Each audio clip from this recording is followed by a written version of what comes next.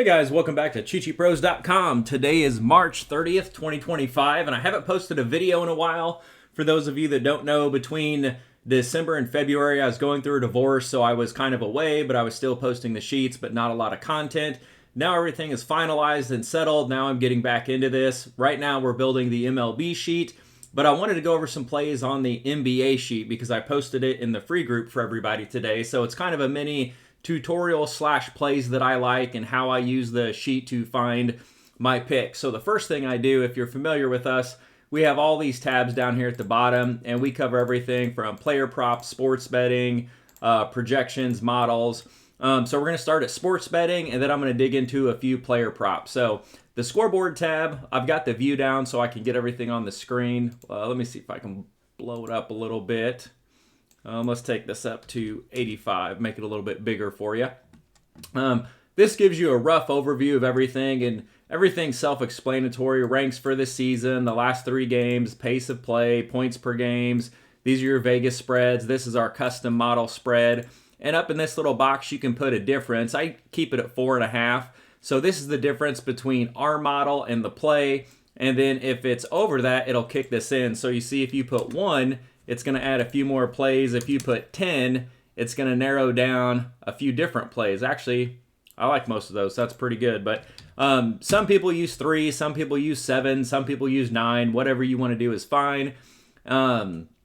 So flipping down through here, the first thing I do is I kind of look. This gives me an idea of what I'm going to see when I start digging into the game. So looking at this, we have Clippers +8. I can tell that line's 8, so Kawhi is probably not going to play. So that's why our model is flipping up and saying, hey, take the Clippers because they've been playing really well. I haven't looked yet, but I'm assuming Kawhi is going to be out for this game. Portland Knicks, looking over this one, we've got Knicks -8 over 220. Vegas has it at 220. We have it at 235, so I do like the over. I would need to look at the Knicks side before I feel confident about that. Spurs, Golden State, we have Spurs +12. Both teams are a mess right now. Curry just came back and played the last game, so that's going to throw the line off, so I'm going to fade that one. Charlotte Pelicans, these teams are just absolutely awful. Charlotte's 38% under. They're just absolutely horrible, so we'll look at that, but I'm not going to touch it.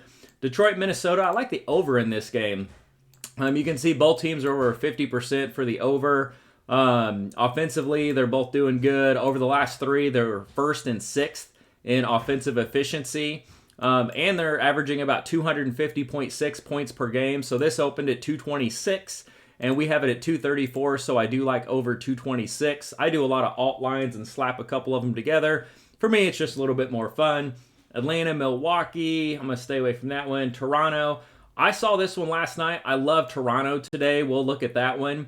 And so Toronto 6-4 over the last 10. They've won 3 games. They're 62% ATS. And then Philadelphia, they're just a hot mess right now. 24-47 against the spread, only a 35% rate. So this right here should jump out at you. And I'm not saying that should jump out and you should bet it. That's a game you should look into. And then we look over here defensively. Toronto's been good over the last 3 games. They've been the second fastest pace over the last 3 games. And Vegas has this at -4. So you can see Vegas is projecting this 114 to 110.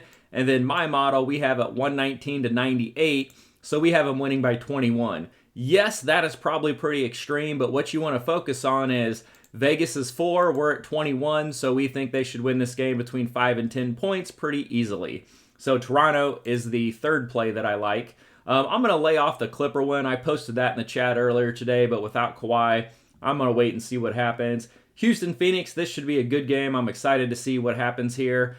We've got Houston, and we've got the over, so these are kind of the games we'll take a look at. So just looking at this initially, I liked Clippers, over, and Toronto were the 4.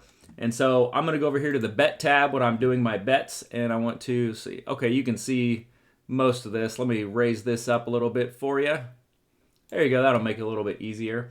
So I go in here. So if this disappears, you click inside the home team and it opens up this little caret, your drop down, and you can pick all the home teams.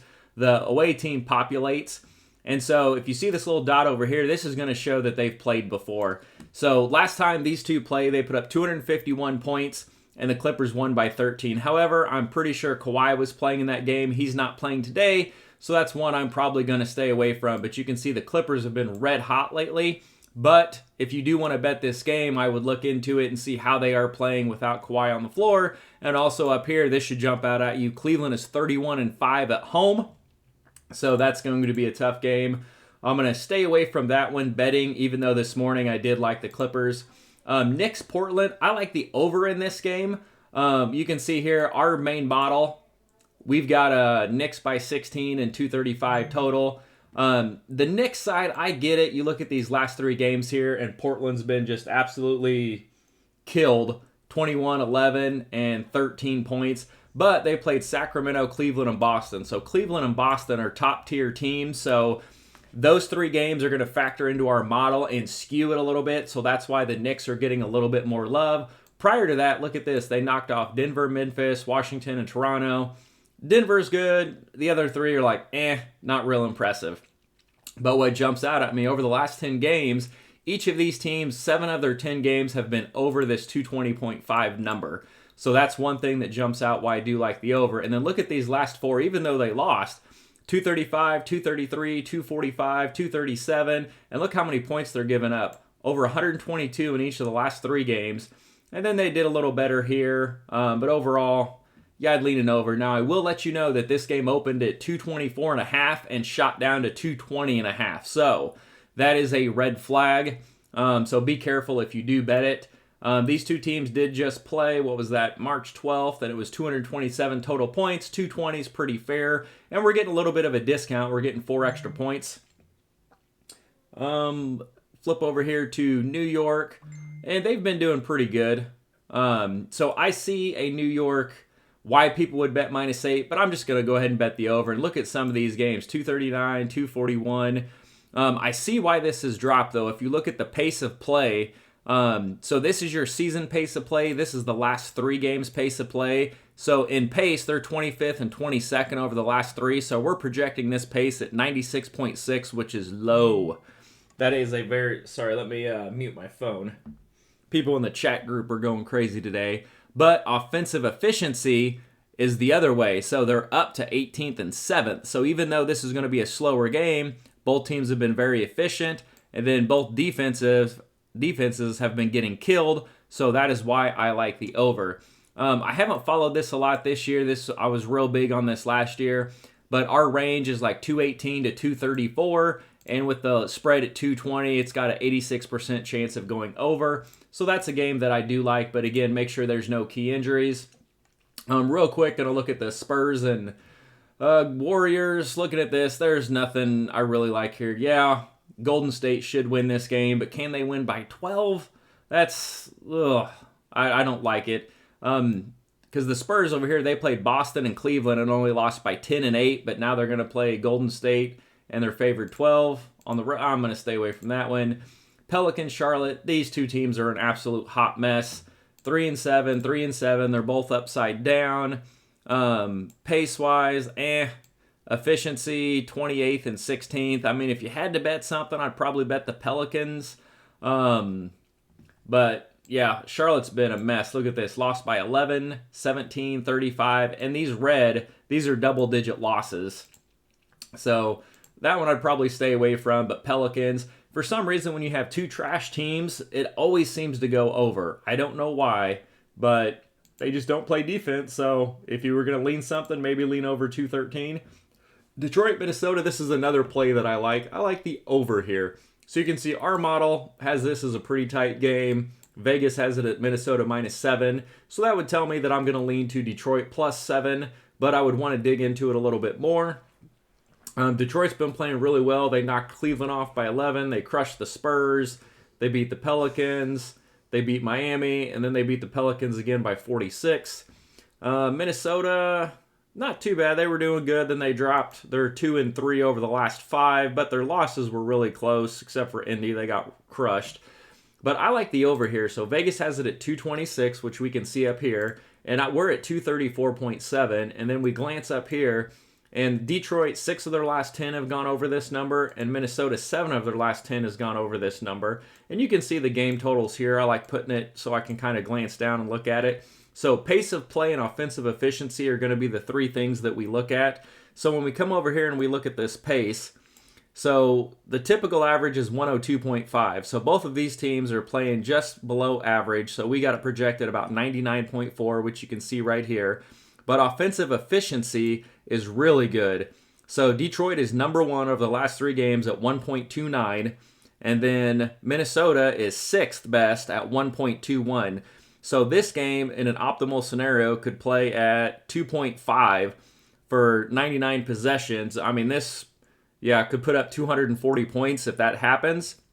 But then looking at the defensive efficiency, they're about the same. So Minnesota's 108 on the season, 108 last 3. And then Detroit, they've given up a few more points. They went from 109 to 115. That's mainly probably because they are scoring more points, so they're giving more opportunities to the other team.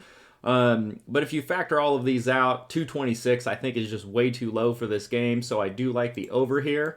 Let's flip down so we can get into some player props. Milwaukee, I'm going to stay away from this one, but you can see here they've played twice.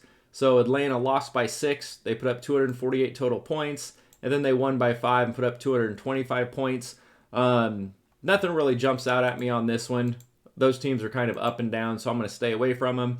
Toronto is the other game that I do like. Let me do that one last. So Phoenix, Houston, looking at this one, they've played a couple of times. Actually, Houston's won both games. So here we see they won 111, 104, and then they won again back here 119 to 111. So -2, I definitely see that. Phoenix has dropped the last 2 games and then played some close games, had one big win here against Toronto. So, okay, that's fair. Houston, I mean, look at this, 9-1. Wow, maybe I should have played Houston. Anyways, our model has Houston. It's just not one that jumps out at me. Philadelphia, Toronto. Toronto -4 feels low. You can see our model. We've got this. Toronto, just say winning by double digits. You don't have to say 21 exactly, because we know some stuff is skewed. But looking at Philadelphia, look at this. They're 0-7 over the last 7 games. And look at the double-digit losses. 23, 13, 13, 33. And then 7, 8, and 5-point losses. I mean, they got beat by 13 by the Pelicans, who are awful right now. And then they got beat by the Spurs by 8 points, who are awful. So Toronto should be able to win this game. I would be shocked if they didn't. They played back here on February 11th, and they won 106-103. And then they played again on March 12th, and they won 118-105. So I think it's going to be more this 118-105 number. I also like taking alt totals for the team that you think is going to win. So for this one at 224, so the middle is 112.4. So 114 is their team total. So you could get them over 105. And they should easily be able to do that. I mean, look at what Philadelphia's given up. I mean, they're just, over 110 easily. So that's another way to play it if you're worried about them winning the game. But they beat Charlotte by 11, they beat Brooklyn by 30, and then they beat Washington by 8. So they're on a 3-game win streak. So I do like Toronto. They are doing pretty good. So that's how I look at my sides and totals when I'm making bets.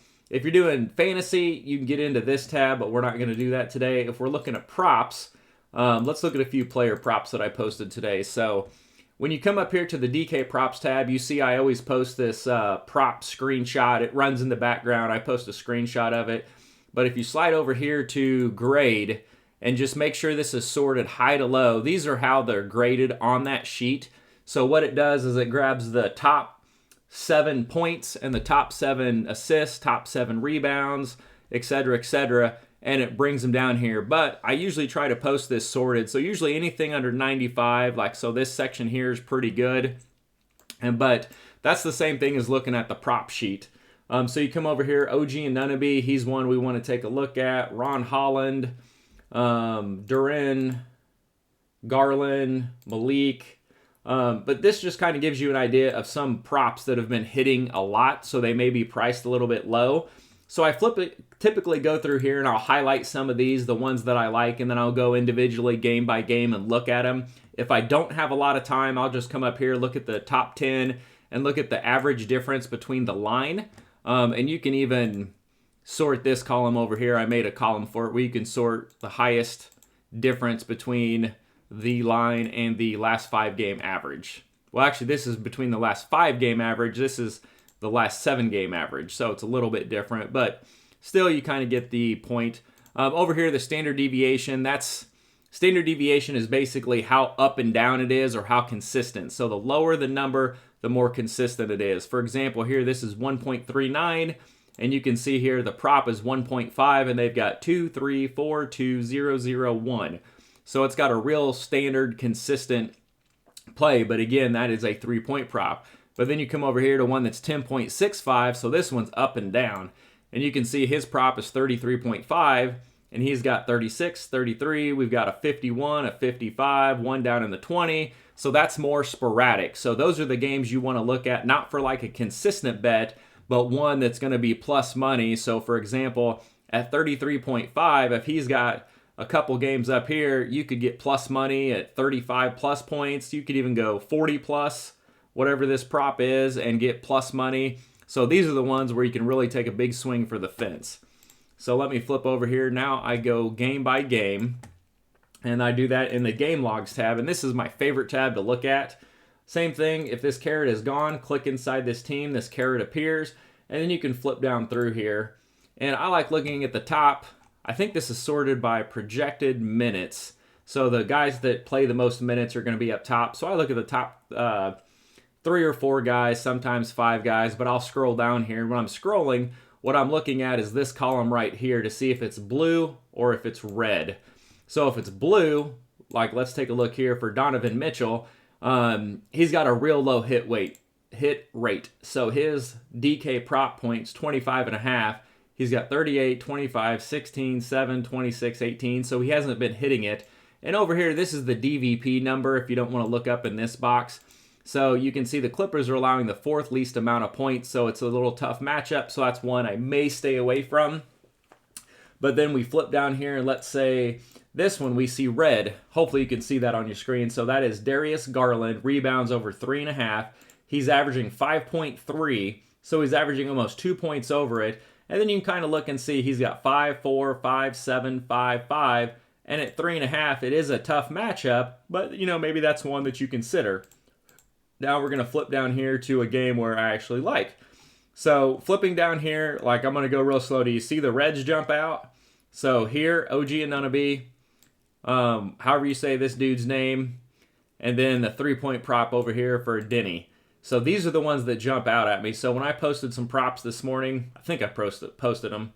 OG Anunoby, he's one that I really jumped out at, so let's pull him up. I'll make this a little bit bigger so we can take a look and show you exactly what I'm looking at.